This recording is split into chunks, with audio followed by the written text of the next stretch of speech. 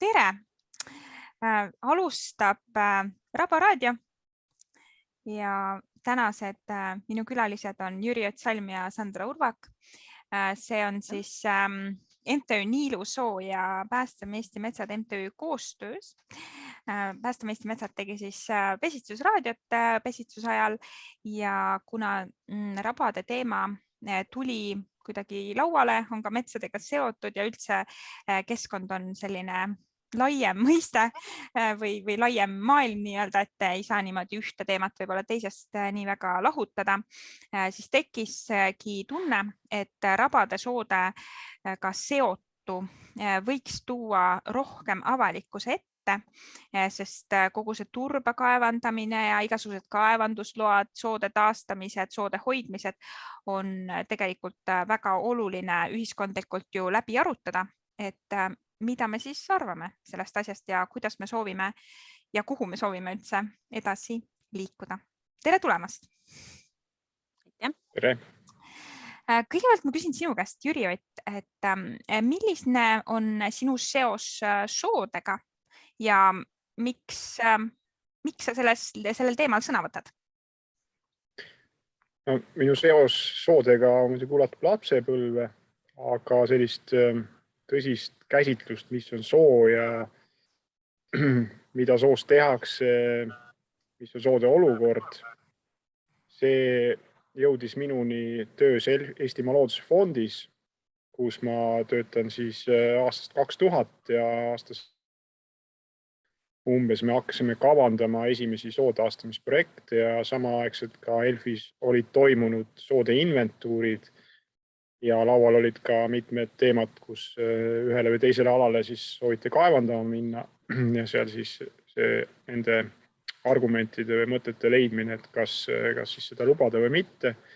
Ja hilisemalt 2008 kuni 2012 ma tegin Tartu Ülikooli geograafia osakonnas doktoritöö, kus minu uurimisteemaks oli siis kuivenduse mõju kasvuhoonegaaside heitele ja suur tähelepanu oli siis heitel siis jääksoodest ja kaevandusaladelt. Aga... Ja võib-olla see, et tänasel päeval mu igapäevane töine elu praktiliselt ongi soodega seotud, et Eestimaa Loodusfondis siis korraldan soode taastamist 6 kaitsealal ja lisaks soode taastamisele 6 kaitsealal siis proovime leida siis rahastust, võimalusi neid tegevusi veelgi laiendada ja igasugune turbaalade kasutusega tegevus ka minu töölaual. Sinu jutus oli selline mõiste nagu jääksoo. Äkki sa räägid selle korra lahti enne, kui me edasi liigume? Jah, et jääksoo mõistena me mõistame siis või defineerime alasid, mis on turbakaevandusest maha jäetud ja kus veel ei ole korrastamistöid tehtud. Ehk et selline üsna taimestumata, kuivendatud, mõneti ka väärtuseta maastik. Aga kuidas meil olukord on soodega Eestis? Et enne kui ma küsin, et miks võib-olla sood olulised on, et kui palju meil neid üldse on? No tihti käib Eesti ajakirjandusest kui ka veel mõnedest õpikutest läbi, et Eesti soode pindala on 22% maismaast. Et kahjuks see määratlus on ajale jalgu jäänud, et see määratlus käsitleb siis turbaalasid. Ehk et kunagi tõesti need alad olid sood, aga tänapäevasel kontekstis siis osa on sood, osa on turbaalad. Nüüd, mis vahe on turbaalal ja mis vahe on sool, et siis soo on selline paik, siis, kus üheks selliseks põhiliseks soo omaduseks toimiv ökosüsteemi funktsioon ehk siis süsiniku sidumine turbasse toimib, aga turbaala on siis laiemalt kõik need alad, kus on turvas mullad,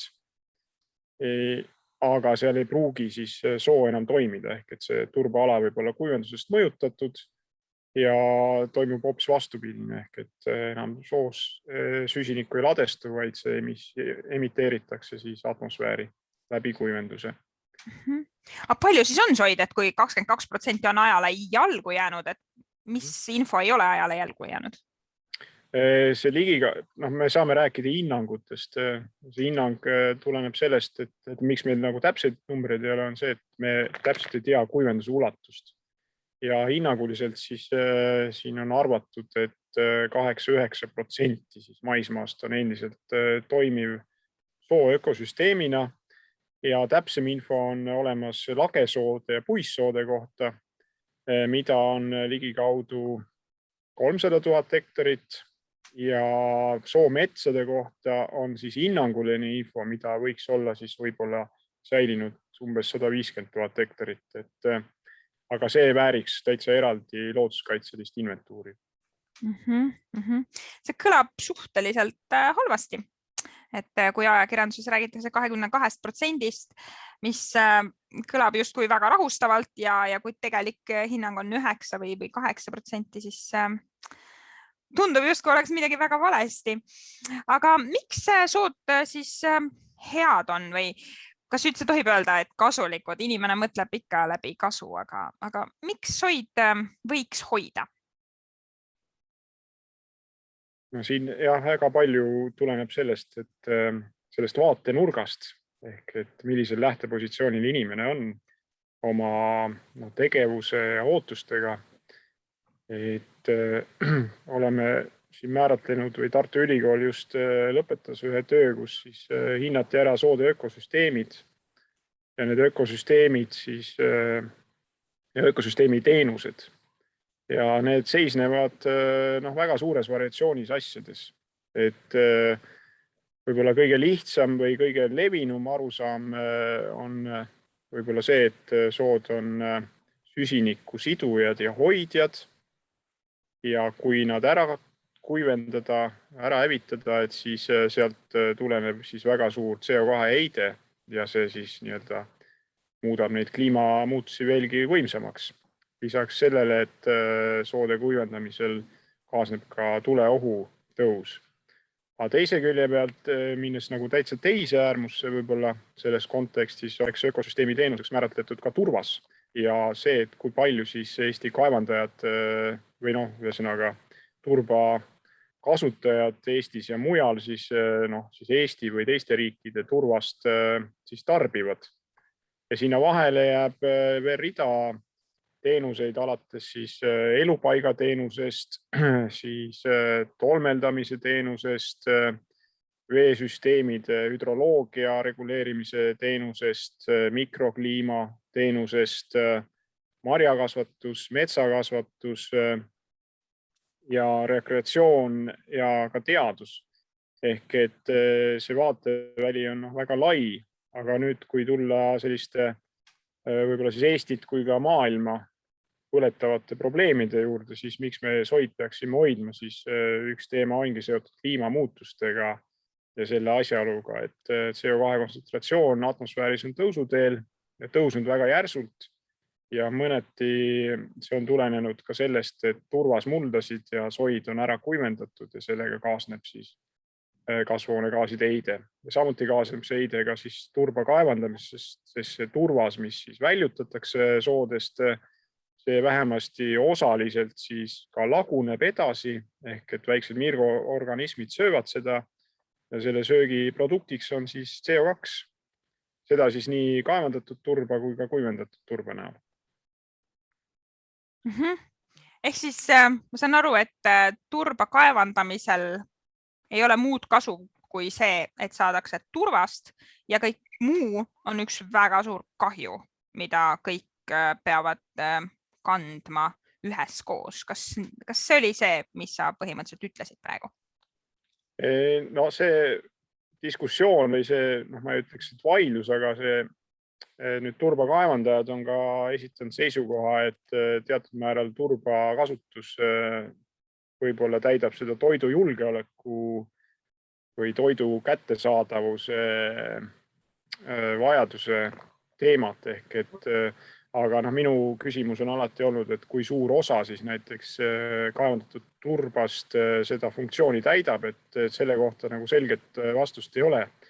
Et teada on see, elanikkond maal kasvab, põllumaad on suhteliselt ka kehvas olukorras. Väga palju propageeritakse ja ka taimekasvatus on mõneti läinud sellistele sisetingimustele. Ja mis on salata, eks väga sobivaks siis substraadiks on just turvas. Meil tekib, eks ole, küsimus selles, et kas ja kuivõrd me peaksime ja sõltume siis turbal kasvatatud toidust, et seda mina ei oska nagu öelda, et selle kohta ma ei tea. Aga jah, et kahju ja kasu, et eks ole, siin me panemegi nii-öelda, kui me nagu toidulauda vaatame, et siis inimese jaoks lisaks sellele, et me kaotame küll soid ja sellega kaasneb siis teatud määral see keskkonnakahju, siis samal ajal see kasu ja kui räägitakse, eks ole, üldises kontekstis majanduse arengust ja majanduse käimas hoidmisest, siis osadel on see põhiväärtus ja sisemajanduse kogutoodang, eks ole, et siin me olemegi sellisel keerulisel pinnal, et mismoodi need otsused sünnivad ja need suunised seatakse, et keskkonnamõjusid ja kliimamõjusid vähendada. Sandra, räägi veidikene konkreetselt Niilusoost, sest sa oled praegu siin MTÜ Niilusoo esindajana, et kuidas see, veidi just seda konkreetset näidet võib-olla siia sisse tuua? See on nüüd pikk jutt. Niilusoo selles mõttes, et Kolgajani piirkond asub Kolgajani ja Alevi põhimõtteliselt kõrval kohe. Ja Kolgajani on teatavasti väga selline soode rohke piirkond, aga siis seal kahjuks nendest soodest rabadest väga suur osa on juba ära kuivendatud, et seal on juba Parikarabas on hästi ulatuslikud freesturbaväljad, siis Tässiraba on minu meelest vist üleni freesturbaväli ja siis Soosaare rabast on ka väga suur osa, on freesturbaväljaks ehk turbakaevandusalaks või maardlaks siis muudetud. Ja see Niilusoo on küll nendest väikesem, aga samas ta on nüüd Alevile kõige lähemal ja ütleme selline viimane saareke seal päris seal Kolgajani südames, kus siis on veel sellist raba looduslikul kujul ja nüüd siis kohalikele üllatuseks siis tõesti eelmise aasta alguses selgus, et ka sinna plaanitakse turbakaevandus rajada ja kuna see tundub niivõrd mõistuse vastane, ütleme, et see on loodusvaenulik ja see on ka väga, väga mõtlematu elukeskkonna rikkumine ja minu meelest kaasneb sellega tuleoht ja üleüldiselt selle elutingimuste halvenemine, et siis sellepärast selle piirkonna inimesed ja tegelikult meie ka juba palju laiemalt on, mul tundub see Niilusoo teema tähelepanu pälvinud mitte ainult kohalike seas, vaid ka muidu, et siis on asutud siis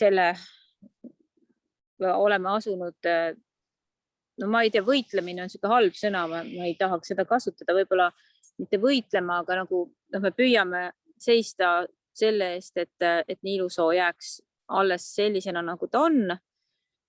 Ja nüüd viimastest arengutest ongi see, et kuigi meie vaates on hästi palju aspekte, mis just kinnitavad seda, et Niilusoo ei tohiks kaevandada, kuivendada ja siis kaevandada, aga samas Keskkonnaamet ja ka kahjuks vald ja muidugi kaevandaja ise ka leiavad, et ei ikkagi, et kuna luba on antud, et siis muud varianti ei ole, kui tuleb aga kaevanduseks muuta.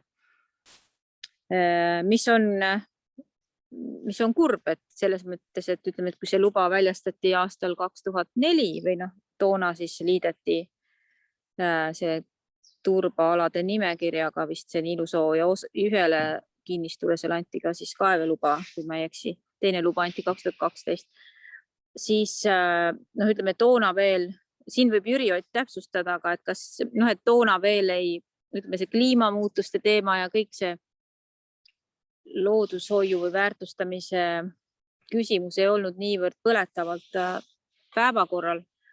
Aga nüüd kas või sellele suvele mõeldes, siis järjest enam, ütleme, hästi palju on sellest ajast muutunud õnneks Niilusoo on saanud kõik need aastad hoolimata sellest kaeveloast püsida, aga siis seda enam tundub täiesti äraspidine võimaldada seda kaevandamist aastal 2021 või selle ettevalmistamist.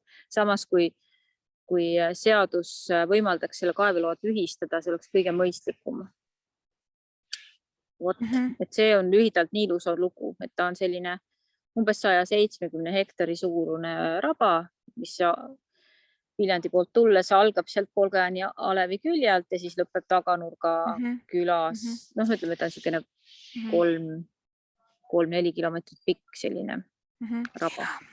Tooksin siia sisse võib-olla selle nurga, et eile ka ju, kas ERR või oli see uudis, et kui palju siis Eestis tuleks nagu soid taastada ja et kuidas on põhjendatud võib-olla see või kas see on põhjendatud, et me räägime muudkui taastamise vajadusest, me räägime numbritest, me räägime sellest, kuhu meil on vaja jõuda ja siis teisest otsast me nagu lõhume ära seda sama asja, et selles mõttes, et me ühest nurgast nagu tahame taastada, aga siis lõhume ära, et siis nagu suurendada seda taastamise vajadust. Et Jüri, et kas see on kuidagi loogiliselt nagu põhjendatud või see on lihtsalt juhtunud niimoodi kogemata? No seda saab kindlasti väita, et poliitika nii turbaalade kui ka ütleme kõigi loodusalade kasutuse suhtes on väga kahepalgne. Ehk et ühelt poolt tõesti ökosüsteeme taastatakse, aga teiselt poolt neid ka kurnatakse ja lõhutakse. Ja kui nüüd panna nagu see võrdlusmärk või vaadata, et kumma kasuks see kaalukauss läheb, siis väga üldistatud see kaalukauss läheb selgelt ikkagi looduse ülekasutuse arvele praegult. Kui nüüd vaadata täpsemalt turbakaevanduste laiendamist ja taastamisalade ulatust, siis õnneks siinkohal saab väita, et võib-olla viimase 5 aasta jooksul see taastamistegevus on olnud suuremas mahus kui uute alade avamine. Aga teisest küljest me näeme praegult väga suurt taotluste hulka turbakaevanduste paljudel juhtudel taasavamiseks, mitte õnneks nagu looduslikele aladele minekuks. Nüüd Niilusoo puhul on üks väga oluline ebakõla rahvusvahelise turbaliidu seisukohaga, et Niilusoo arendajad Turbaliidu ja rahvusvahelise turba seltsi International Beach Society liige minu teada ei ole. Ja siis see liit on siis võtnud seisukoha, et looduslikes seisundis soodesse enam kaevandusi ei peaks arendama. See seisukoht ei ole ka väga vana. Nii et kui me lähme nagu Niilusoo kaevandusloa tekke juurde, siis sellist seisukohta veel ei eksisteerinud. Ja 2004 aastal tõesti ka kogu see kliimatemaatika oli üsna nõrgalt kaetud või see ei olnud sellise tähelepanu all ja ka need mõjud ei olnud ju niivõrd ilmsed või need ilmastikunähtused, mille sees me praegu elame. Ja ka toona Eestimaa Loodusfond minu teada väga täpselt seda Niilusoo juhtumit ei käsitlenud, aga toona vaadati või see fookus oli looduskaitses eelkõige sellele, et kui on olemas sellised suured soomassiivid ja terviklikud alad, et siis pigem välistada kaevandused nendel aladel, et Niilusool on, ehkki ta on looduslikult toimiv ala, siis tal olid juba toona sellised, ta oli ära lõigatud nagu Soosaare soomassiivist ühe suure kuivendussüsteemi läbi ja toona nähtavasti see oligi üks põhjus, miks ta läks radari alt läbi. Aga tulles nüüd tagasi selle praeguse rahvusvahelise turbaliidu ja turbakaevandajate seisukoha juurde, siis Niilusoo juhtum on tõepoolest vastuoluline ehk et siin kohal vääriks, ma arvan, sellise juhise ikkagi järgimine seda tegevust, et looduslikud sood jääksid puutumata. Et Eestis, nagu ma ütlesin, paljud kaevandusload on taotlemisel ja nendest paljud on taotlemisel õnneks siis juba kahjustatud soodesse. Ehk et et seda on ka vaieldud Eesti looduskaitses. Siin oma 5 aastat tagasi oli siis teemaks potentsiaalsete kaevandusalade nimekirja koostamine Keskkonnaministeeriumi eesvedamisel. Ja üheks mõtteks, miks see lauale tuli toona, oli see, et sel ajal kuni 2015 või natuke hiljemgi tegelikult olid kõik Eesti sood potentsiaalsed kaevandusalad. Ja tekkiski see nagu tunne, et meil oleks vaja ikkagi hästi säilinud sood sealt potentsiaalsete alade nimekirjast välja võtta ja leida üles need alad, kus see konflikt, teadaolev väärtuste konflikt oleks väiksem. Niilusood toona selles nimekirja käsitluses ei vaadeldud, kuna ta oli kaevandusloaga. Ehk et see oli siis metoodika, kuidas seda nimekirja toona koostati. Aga jah, tänasel päeval tõepoolest niilusoo peaks säilima sellise soona, nagu ta on ja jääma looduslikule arengule. Ja võib-olla, mis selle juhtumi puhul ka väga ilmekas on see, et kui ligi 15 aastat tagasi neid protsesse siis aeti, et siis tõepoolest ümbritsevad maaomanikud ei teadnudki sellest, et selline kaevandamine on üldse kavandatud. Ja see seda enam ilmestab seda, et sellised protsessid peaks nagu uuesti siis käima lükkama, kui arendajal endiselt on soov seal tegutseda. Ja mul kohe selle jutu käigus tekkiski see küsimus, millele sa hakkasid vastama, et kas see nimekiri siis soodest, mis on juba kahjustatud, et kas see on pädev või et kas see uuring on nagu selline usaldusväärne. See on lõplik. Ja, või et see soo jäi nagu järgi vaatamata, sest tal oli see kaevandusluba. Aga ma saan aru, et siis praegu võib seda nimekirja usaldada või? Ei, see nimekiri on kahtlemata omade puudustega ja tehtud teatud mõttes mööndustega. Ja üheks asjaks, mida me siis soovimegi selle nimekirja puhul uuesti üle käia, on see, et veel kord üle vaadata siis see nimekiri selles võtmes, et aru saada, millised selles nimekirjas olevatest aladest on siis defineeritavad looduslike alaneda, ehk et need alad, mis ka turbakaevandajate enda vaates lähevad konflikti siis kaevandamisega, ehk et kuhu minema ei peaks. Nüüd seal on selline küsimus, mida me siin soovime arutada nende inimestega, kes on Eesti soid inventeerinud ja koostanud näiteks ka Eesti soode seisundi ülevaate, Erik Leibak ja Jaanus Paal, soode inventuuri eestvedajad siin viimane 20 aastat. Ehk et kui mõni suurem sookompleks on nagu osaliselt juba kaevandatud, et osaliselt rikutud, et kust maalt me tegelikult paneme selle piiri, et tegu on siis loodusliku sooga või mitte. Et praegult on ka Eestis käimas üks kohtuvaidlus Elbu soos, kus tegelikult see on ka üheks võtmevaidluse kohaks, ehk et Elbu on väga suur soo. Selle servad on kaevandusest, 2 serva on kaevandusest rikutud, aga keskel on väga esinduslik toimiv soo koos linnukoosusega. Et seetõttu ka Eesti Ornitoloogia Ühing seda vaidlust veab. Ehk et seal tekib see küsimus, et nüüd kas me need alad ka määratleme siis looduslikuna toimivatena, mis on nagu osaliselt, ütleme siis, kärbitud juba või mitte. Et seda tööd me loodame teha selle aasta sügisel. Aga nüüd selle nimekirja ülevaatamine on ka ellu kutsutud Keskkonnaministeeriumi poolt. Ja nende lähtekoht meie üllatuseks oli see, et nad pigem soovisid nimekirja üle vaadata just selles perspektiivis, et millised alad seal ei ole perspektiivsed kaevandamiseks, aga nagu teisi väärtusi nad nagu lauale ei toonud. Aga hetkel see asi, ma ei tea, kuhu on jõudnud.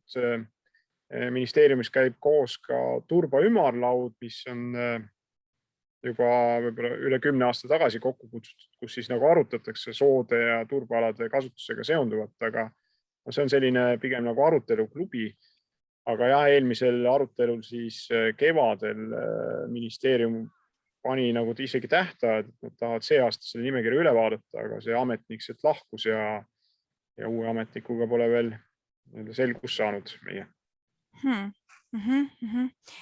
Sandra, tahad sa vahepeal midagi lisada või kommenteerida? No mulle siit jääb hästi kõrva see arendaja või ettevõtluse keskne lähenemine ka Keskkonnaministeeriumi poolt, millest on tuline kahju. Niilusoo puhul ise elades selles servas, siis inimene ühesõnaga minu jaoks suurim mure ongi siis see, et tegelikult sellega hävib me igapäevaselt näeme, kes seal lisaks, kes elavad Niilusoos või selle servas, et seal on näiteks, me just hiljuti nägime noori metsiseid selle aasta poegi jalutamas sellel samal teel, kuhu praegu siis see arendaja rajab uut turba väljaveoteed, mis on ka huvitav või mis räägib sellest, kuivõrd veendunud on see kaevandaja, et ta kindlasti pääseb seda raba kuivendama, et ta juba praegu, kuigi tal ei ole veel veeri kasutusluba ja tal on mitu kohtuasja pooleli, siis ta juba tegelikult rajab sinna kiiruga teed. Siis kaob sealt ju kõik see elupaik ja selles mõttes sellest saab jälle üks järjekordne selline elutu kõrb, selline suur lage väli, loomad ka väldivad selliseid välju. Seal samas lähedal kõrval on, ütleme, metsise elupaik, metsise mänguala, seal elavad laanepüüd, teedre mängivad kevadeti seal rabaservas. Me käisime just hiljuti Anneli Paloga Niilusood vaatamas ja siis Anneli ütles ka, et ta on pigem äärmiselt positiivselt üllatunud, et ta ei arvanud, et see raba võiks nii heas seisus olla, et ta on elav ja kasvav, et ta kindlasti, Anneli oli ka seda meelt, et see pigem oleks kuritegu see nüüd ära kuivendada ja siis hiljem jällegi siis seista siis selle vajaduse ees, et nüüd tuleb siis hakata seda kunagi taastama pealegi, ütleme, et seda remargina me käisime MTÜ Niilusoo liikmetega küll Eesti Turbamuuseumis Tootsis ja siis seal Tootsi juures on ka sellised üle 1000 hektari suurune suur turbakaevandusala, mis on nüüd maha jäetud, aga seal ma saan aru, see alternatiivse taastamisele või mida seal RMK algselt vist plaanis taastamine oleks olnud siis taasmetsastamine. Aga nüüd, ütleme, et ka veerežiimi või mina ei ole küll bioloog, aga et siis selles vaates see taasmetsastamine ilmselt aitab selle süsinikuheite osas, aga et märgala või seda veerežiim on juba rikutud.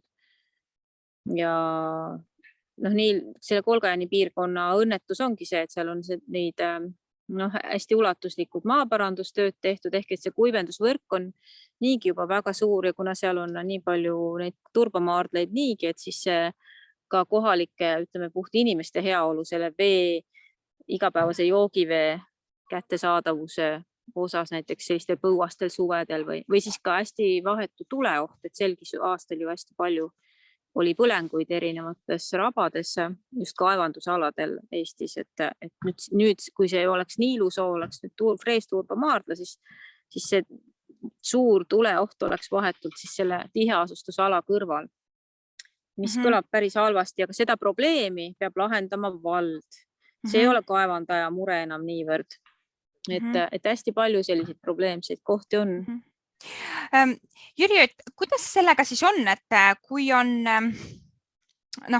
teada, et sood on vajalikud ja nad on, põhimõtteliselt see ei ole nagu asi üldse, mille üle vaielda, eks, et on teadlaste ja erinevate organisatsioonide seisukohad, kes ütlevad, et soid oleks vaja hoida, on ju, siis on informatsioon näiteks mingite konkreetsete soode kohta, et nagu Anneli Palogi, et appi, et see on nii hästi säilinud, on ju.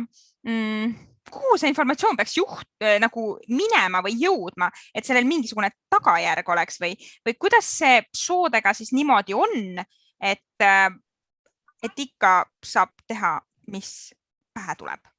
Isegi kui asi on nagu muutunud, et selles mõttes ei ole ju see, et mis pähe tuleb, sest aastal 2004 oli teine olukord, aga vahepeal on nagu maailm nii palju muutunud, et mis nagu juhtuma peaks, et see otsused tuleksid nagu järgi sellele, mis maailmas vahepeal on toimunud.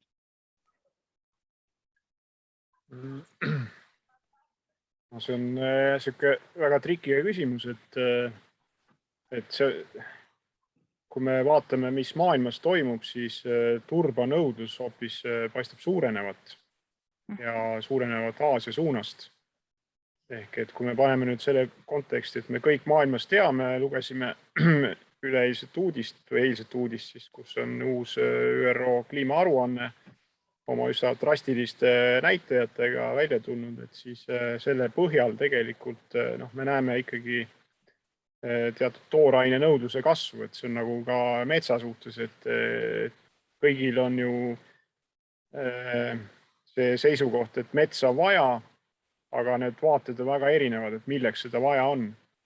Ja osade jaoks on ressursiallikas, teiste jaoks on see elupaik, teiste jaoks on see sisemine tunnetus, et hoida siis kaaskontsetele siin maakeral seda eluruumi ja lisaks siis ka hakkama saada nende kliimamuutustega ja leevendada kliimat.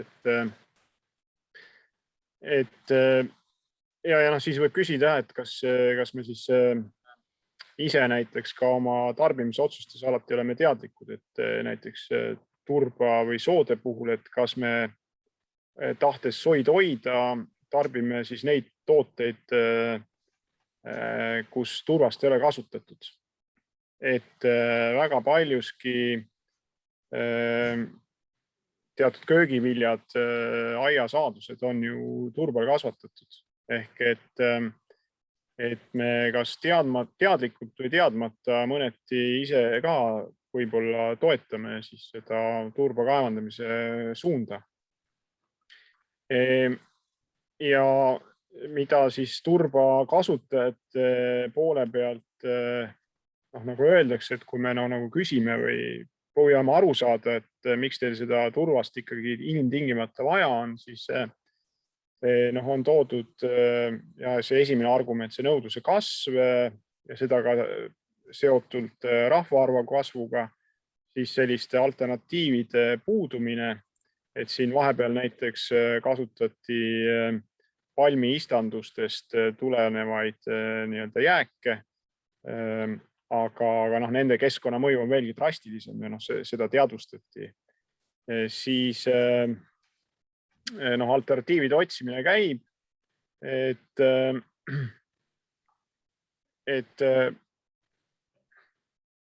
ja käib ka selline nende keskkonnamõjude osas nende teadusandmete ülevaatamine, et näiteks praegu on niimoodi arvestatud, et kogu see turvas, mis üles kaevandatakse, et see konverteeritakse kohe CO2 emissiooniks, ehk et rahvusvaheline kliimaaruandlus arvestab sellega, et kogu väljutatud turvas siis kohe tuleb CO2-na atmosfääri.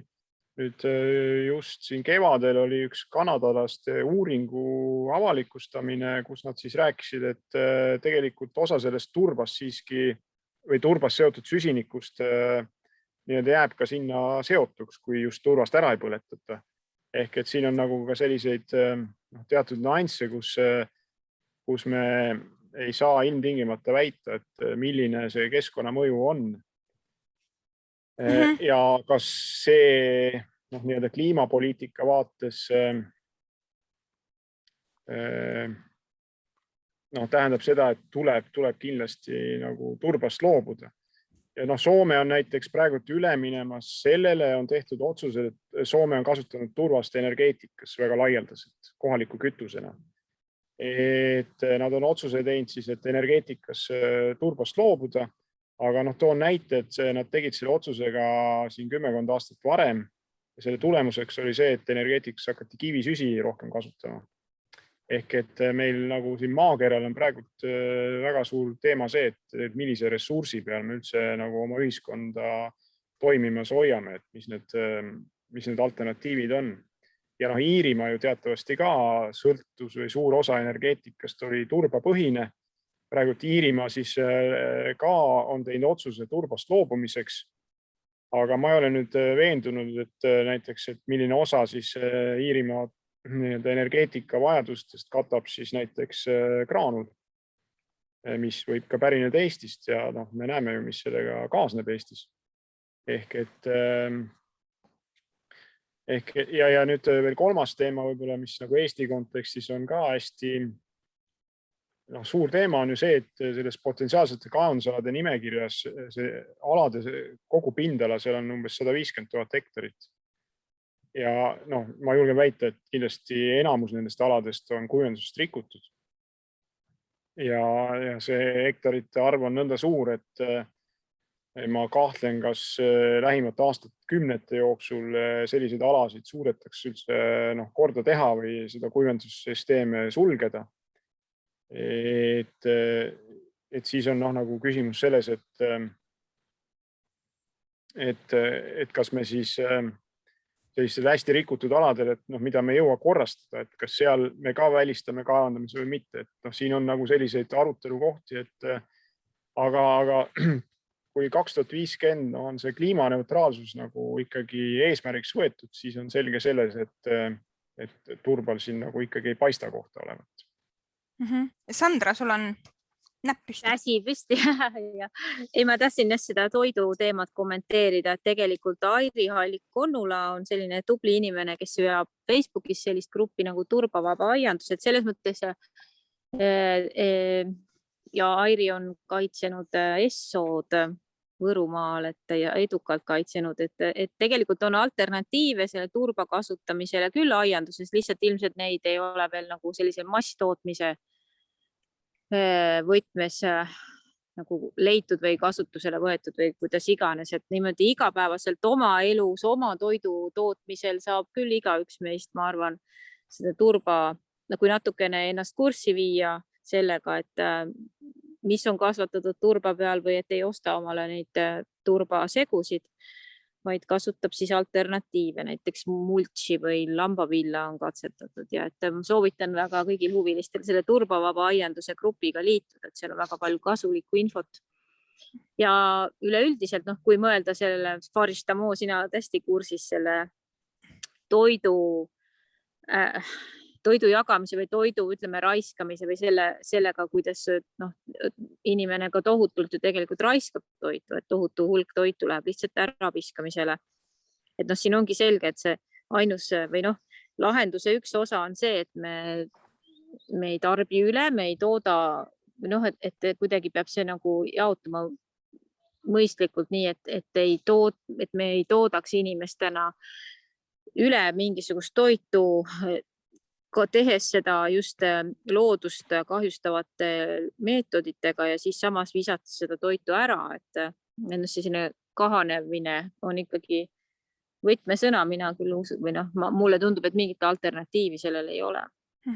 Ja see on nagu hästi mitmest aspektist, eks ju, vaadeldav, et mulle tundub, et tihtipeale see kliima asi läheb nagu nii detaili, on ju, me hakkame uurima, et okei, kuidas see CO2 ikkagi on ja kus ta ikkagi kinni jääb või kus ta nagu õhku paiskub, palju teda õhku paiskub ja siis see omakorda kogu see arutelu on nii, mulle tundub, et väga paljude jaoks nii põnev, et see nagu haarab endasse, aga kui me ühest aspektist suudaksime nagu kokku leppida ühiskonnana, et lihtsalt looduse hoidmine, elurikkuse hoidmine kui selline on midagi sellist, mida me lihtsalt teeme ja siis selle kõrval me hakkame arutama, et okei, et kas on parem nüüd seda jääksood, mida sellega teha või kui juba turvast on kaevandatud, siis mis teha ja äkki me saame nagu kogu see kolmandik toitu, mis raisku läheb, äkki me saame selle arvelt vähem toota ja seetõttu saame kasutada keskkonnasõbralikumaid viise.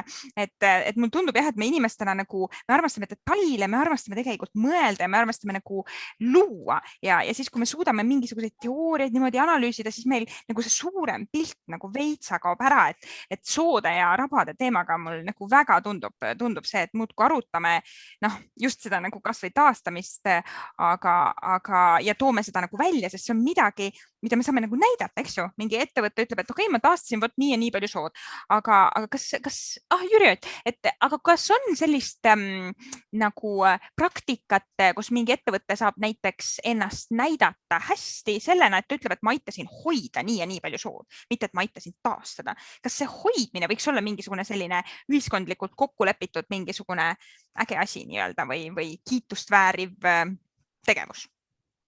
No kahtlemata, aga ma lihtsalt toon ära, et kõige suurem soode omanik Eestis on Eesti riik, Eesti rahvas. Ja põhimõtteliselt ma arvan, et Eesti rahvas või Eesti riik, riigil ühe asutusena, me näeme RMK-d on üks asutus ja hoiab rahva vara, eks ole, et tegelikult riigil võiks olla ju kõige parem mehhanism ja võimekus siis seda eeskuju näidata. Aga seda on siin on probleeme, nagu me oleme rääkinud ja nagu me teame. Nüüd sellised ettevõtted, kes tahaksid soid hoida, ma just kohanud ei ole, et kõik räägivad ikkagi soode taastamisest ja kõik räägivad sellest, et nad soovivad läbi selle siis tasaarveldada või nii nimetatud siis offsetida enda tegevusega seotud emissioone. Ja nüüd Elfile on ka neid pöördumisi väga palju. Ja meie probleemiks või meil ei ole sellist maa-ala välja pakkuda, et me võime ütelda, et üleüldiselt on neid kuivendatud alasid hästi palju, aga meie ei suuda seda maaomanikku ümber rääkida. Ja seal on veel üks hästi raske teema nende soode taastamisel ja kliima kontekstis, et Eestis hästi palju soid on metsastatud ja selle metsastamise tulemusena siis see soo enam ei toimi enam soona, aga seal kasvab peal mets ja nagu Sandra ka varem ütles, et siis see mets teatud määral praegult seda süsinikku sealt atmosfäärist alla toob ja see on päris hea kliimamõtmes. Nüüd soomlased, siin Soome teadlased on teinud sellise arvutuse, et mis siis juhtuks, kui Soomes või erinevates kliimavööndites siis asuksime neid kuivendatud metsaalasid taastama soodeks. Ja just selles võtmes, et meil on selle kliimamuutustega hästi kiire. Et meil on tegelikult väga kiire, et neid emissioonid alla tuua ja saavutada siis see, et kliima soojenemine peatuks. Nüüd soode taastamisega kaasneb ka metaani emissioon. See on looduslike soode üks omapärasid, et nad seovad CO2, aga samal ajal nad emiteerivad metaani ja metaan on teatavasti palju tugevam kasvuhoonegaas kui CO2. Kui me sood paneme hästi pikka ajaperspektiivi, ütleme nii, et nende tekkeloost kuni tänapäevani ja nende pindalad teatud määral on küll suurenenud, aga siiski on metaani kontsentratsioon püsinud atmosfääris pikka aega stabiilsena. Ehk et nende märgalade ja soode olemasolu on tekitanud teatud metaani nivoo atmosfääris, ja see ei ole edasi suurenenud. Ta hakkas suurenema siis, kui inimene asus oma tööprotsessi industrialiseerima ja põllumajandus sai sellise suure tõuke. Ja ütleme, et lihatarbijatena kõik lihaloomad, eks ole, ja ka lambad, kelle vilja me võib-olla tahame aianduses kasutada, on ka metaani allikad. Et see tõi tegelikult kaasa siis selle metaani kontsentratsiooni suurenemist. Aga nüüd, kui me tuleme siia tänasesse hetke ja asume siis kõiki soid ja näiteks ka kuivendatud metsaalasid taastama, siis meil tekib tegelikult probleem metaaniga. Et kui me 2050. aastaks tahaks olla kliimaneutraalne, mitte me ei räägi enam ainult süsinikuneutraalsust, vaid me räägime sellest, et me kasvuhoonegaaside kontsentratsioonide suurenemisega peataks. Siis metsamaadega on see moment, et kui taastatud alal hakkab siis uuesti see metaan tulema, siis ta tegelikult ei tasalülita kohe ära seda seotavat CO2. Et see toimub pikema aja jooksul, ütleme kuni 100. Aga kui meil on eesmärk 2050 või tegelikult juba on see kiirem eesmärk, siis metsaalade puhul näiteks Soome teadlased on seisukohal, et kui seal ei ole tõsist elurikkuse teemat, et siis kliimavõtmes kõige parem viis on jätta need metsad kasvama, nagu nad on, mitte seda ala käppida. Ehk et me ei tõsta veerežiimi, me ei too kaasa täiendavat metaani kontsentratsiooni ja need kasvavad metsad siis toovad selle CO2 atmosfäärist välja. Ja vaikselt need kraavid, eks ole, siin aastakümnetega võiks kinni vajuda, kuigi meie sootaastamistööde näidetes on, et isegi 100-aastased kraavid tegelikult kuivendavad ja töötavad väga hästi. Et selle kliima ümber nüüd on väga palju on seda arutamist, et milline see otsus kõige siis parem võiks olla. Ja selleks on meil nüüd aega päris palju saateid, et arutada ja kuulda neid erinevaid arvamusi ja ka teadlikkuse tõstmine, mulle tundub, on hästi oluline, just eriti, kui te rääkisite mõlemad sellest üksikisiku tasandist või ka oma otsuste ja valikute tasandist, et mida ma ise saan teha, kuidas ma saan mõelda ja kuidas ma üldse saan vaadelda oma elu, näiteks kui tegelikult mul lähevad sood korda, et äkki ma ei näegi veel üldse seoseid oma valikutes, on ju. Aga ma küsiks teilt mingi väikese lõppsõna ja siis tõmban otsad kokku ja järgmine kord suhtleme ja räägime edasi neil teemadel. Äkki Sandra, sa tahad alustada? Mul on ikka see üks põhiline sõnum on see, jah, et kõik sellised looduslikus seisundis rabad ikkagi võiksid jääda ellu või edasi looduslikku seisundisse, isegi kui nad on turbaalade nimekirjas, et see on minu suur soov ja lõppsõna. Vot, aitäh. Ja Jüri, No mina ütlen, et Eesti ja maailma väljakutse on ikkagi see, et isegi kui me nagu kaitsealadel suudame juba taastada ja olukorda parandada, siis tegelikult see ei kompenseeri seda kahju, mis praegu kaitseala piiridest väljapool toimub, kui ka mõnikord kaitsealade sees. Ja tõepoolest tuleb proovida vähendada seda ütleme siis poliitika kahepalgelisust, et nagu ühe käega me siis anname ja teise käega võtame ja kahjuks see võttev käsi on praegu palju suurem. Aitäh teile minuga vestlemast ja aitäh sulle, Sandra, et sa seda MTÜ Niilusood vead niimoodi ja et üldse see soode teema niimoodi laiemalt tuleb. Aitäh, Jüri, et kohtume veel, arutame neid teemasid ja ma loodan väga, et meie kõigini jõuab see teadmine, et kõigepealt me võiksime hoida toimivaid ökosüsteeme, sealhulgas ka soid ja rabasid. Aitäh! Aitäh! Aitäh!